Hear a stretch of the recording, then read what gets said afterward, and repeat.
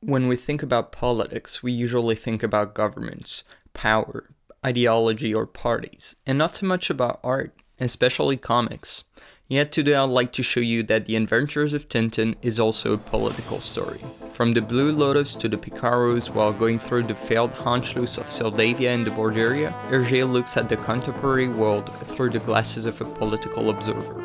So Georges Remy, more famously known as Hergé, created Tintin in Le Petit Vingtième, a small nationalist Catholic journal led by an abbot.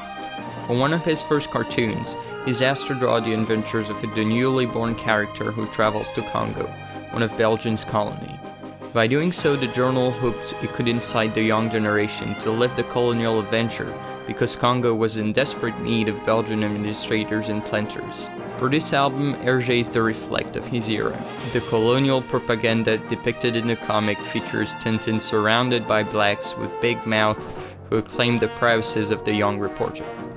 Tintin in Congo is the symbol of the colonialist superior white man who will take care of everything from the school to the chapel. But as time goes by, Hergé becomes a more advised political advisor, with a surprising acuity for describing countries and conflicts. The fifth album, The Blue Lotus, is first inspired by an encounter with a Chinese student named Song Chung-ren, who will inspire the character of Chong. This Chinese man would prevent him from diffusing the Western cliches of the East. For instance, the calligraphies on the banner are usually real ones. He also takes a look at Taoism, the religion, by introducing a character who will ask Tintin to find the way. He makes fun of the traditional westernized vision of the Middle Empire by making the Dupont wear picturesque, ridiculous clothes that the population laughed at. Mitsuharato is a caricature of the Japanese who were hated by the Chinese at that time, but the Blue Lotus is based on two main historical events: the incidents of Mukden and the opium trade. First, the opium trade.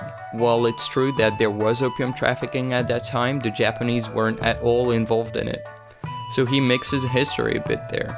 And second, the incident of Mukden, where the Japanese ordered an attack to destroy part of a railway owned by a Japanese company, and accused Chinese to have planned it so they could occupy Mukden. So overall, we see a detailed and quite accurate depiction of the 1930s China for a Western comic. Now it is in Tintin and the Picaros that Hergé starts to be more critical about totalitarianism and imperialism. The comic takes place in a fictional South American country, the San Teodoros.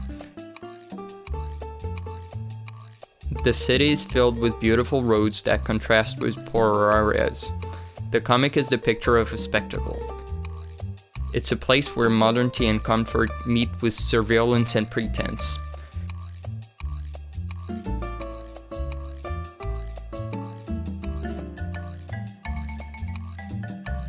You can also notice that the helmets of the soldiers are a copy of the one from the Wehrmacht Nazi military. The country is shaped by coups and changed regime after regime, and Tapioca is its current leader. But at the same time, the Picaros come to represent a group that consumes alcohol and leisure as in the carnival, and wouldn't have fought the revolution if not for Professor's calculus bill. But Hergé, through Tintin, shows a moderate character that will pressure Alcazar not to kill anyone during the revolution.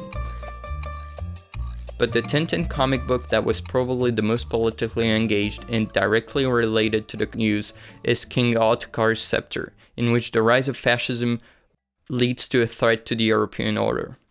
The comic is published in Le Petit Vingtième from the 4th to the 10th of August 1939, which is right after the Anschluss when Hitler annexed Austria. It's written at the point where Hitler directly threatens their neighbors, including Belgium where Hergé lives. The comic is a transposition of that situation. It's the attempt of annexation of the peaceful country of Seldavia by the Borderia, at the hand of a violent and expansionist government. But thanks to the ingenuity of Tintin, the attempt fails. But Seldavia looks much like Albania and Austria, and also Belgium in a certain sense. The King Muscard gets his power only from the ownership of a scepter, which is an idealized transposition of Leopold III, which tried at that time to contain the neutrality and the integrity of Belgium against Germany's moves. On the other side, the Borderia is a mix of European fascisms. The name of their chief is Musla, which is just a condensed version of Mussolini and Hitler. So Hergé gives a powerful political lesson where he describes how democracies are sometimes very fragile against the ambitions of totalitarist movements. So, what we can say about Hergé politically: he mostly stays on the side of pacifist and democratic regimes, which wasn't always the case at that time, and his political view is acute and nuanced, especially in his last albums.